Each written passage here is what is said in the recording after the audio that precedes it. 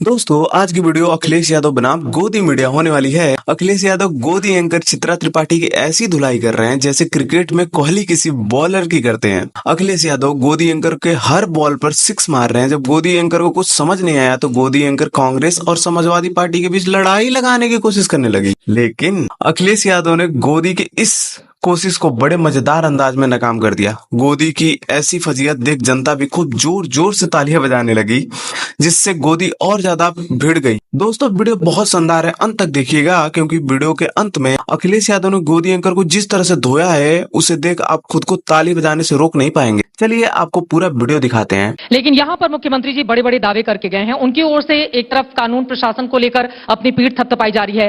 दलाल दलाल $1 trillion economy Uttar Pradesh की बनाने को लेकर भी उन्होंने यहाँ से हुंकार भरी है।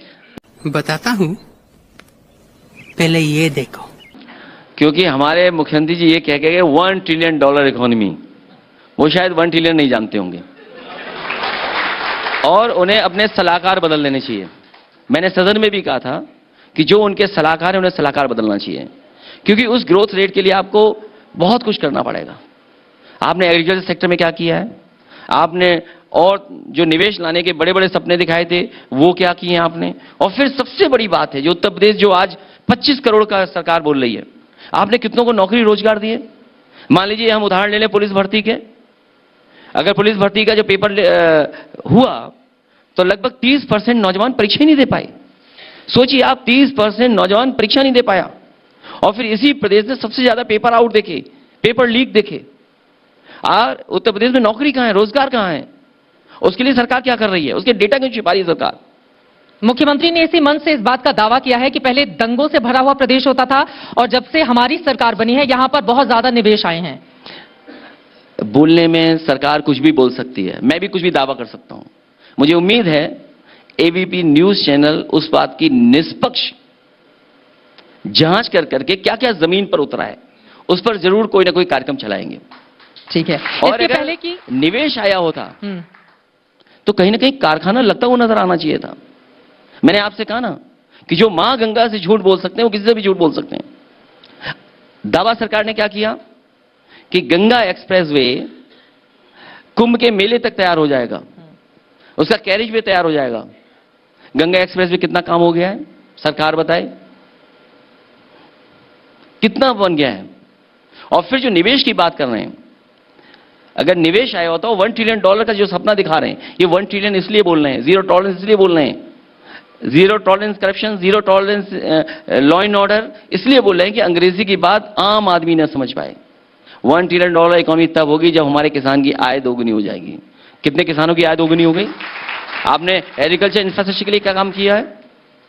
ठीक है, सरकार के नुमाइंदे जैसे जैसे आगे हमारे साथ सेशन में जुड़ेंगे उनसे मैं इस सवाल का जवाब जरूर लूंगी। लेकिन आपको उत्तर प्रदेश से लेकर दूसरे राज्यों में हम जाएं उसके पहले अयोध्या को लेकर बड़े उत्साहित हैं अखिलेश यादव जी। अवधेश प्रसाद जी को बिल्कुल आपने पोस्टर बॉय बना दिया है, जहां रहेंगे साथ लेकर, जहां जाएंगे साथ लेकर, संसद भवन में भी बगल में बिठाएंगे। तो अयोध्या ने और ये जो 37 सीटें समाजवादी पार्टी को मिली हैं लोकसभा में, उसने एक अलग तरह की ऊर्जा आप लोगों के भीतर भर दी है। लग रहा है कि वो आगे आने वाले दिनों में भी उसका असर दिखेगा। मैं उत्तर प्रदेश की जनता का धन्यवाद देना चाहता हूं कि इंडिया गठबंधन और पीडीए की रणनीति को उन्होंने सबसे ज्यादा सीट जिताने का काम किया। अयोध्या की जीत बड़ी है, अयोध्या के साथ साथ कई और लोकसभाओं की भी जीत बड़ी है। बीजेपी को इस बात की चिंता करनी चाहिए कि जहां प्रधानमंत्री ज्यादा वोटों से जीतते थे, कम वोटों से क्यों जीते। हार तो जीत में भी है, मतलब जीते भी हैं लेकिन हारे भी हैं वोट से।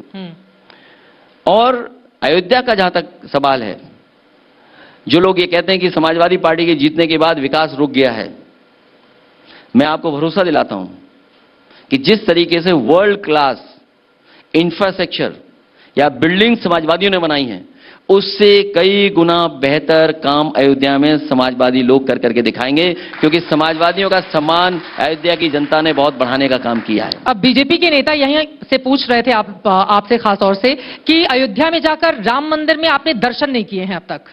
इतना अयोध्या का हर जगह गुणगान कर रहे हैं लेकिन दर्शन नहीं किए प्रभु राम। भगवान राम सब जगह हैं, भगवान सब जगह हैं। और जो बात मैंने पहले कही वही मैं फिर कहता हूं कि हम भगवान जब बुलाएंगे तो अपने आप भाग करके दौड़ कर ही चले जाएंगे। चलिए अब मैं आपको लेकर चलती हूं हरियाणा। देखिए वहां पर कांग्रेस पार्टी की जो स्थिति रही, पहले लगता था, एग्जिट पोल के आंकड़ों ने भी बताया था कि वो किस तरह से क्लीन स्वीप कर रही है और बाद में उसको हार का सामना करना पड़ा। कांग्रेस पार्टी की इस हार के पीछे बड़ी वजह क्या देखते हैं अखिलेश यादव? आपने जो मंत्र उत्तर प्रदेश में लागू किया था 2024 में, क्या वो मंत्र कांग्रेस पार्टी के नेताओं को हरियाणा के लिए नहीं दिया गया? मैं कोई समीक्षा नहीं कर सकता हूं। मुझे उम्मीद है कांग्रेस पार्टी ने, उनके सहयोगी लोगों ने हारने के बाद अपनी समीक्षा जरूर की होगी। कुछ तो समझ में आया होगा, इंडिया गठबंधन के आप हिस्सा हैं, सलाह तो दी होगी। मैंने तो जो समर्थन देना था मैंने समर्थन दिया था। जब चुनाव में नहीं लड़ा और हमारी पार्टी चुनाव में नहीं लड़ी तो मैंने समर्थन इंडिया गठबंधन को वहां दिया था। महाराष्ट्र लेकर चलते हैं, यहां पर आपको लगातार कांग्रेस पार्टी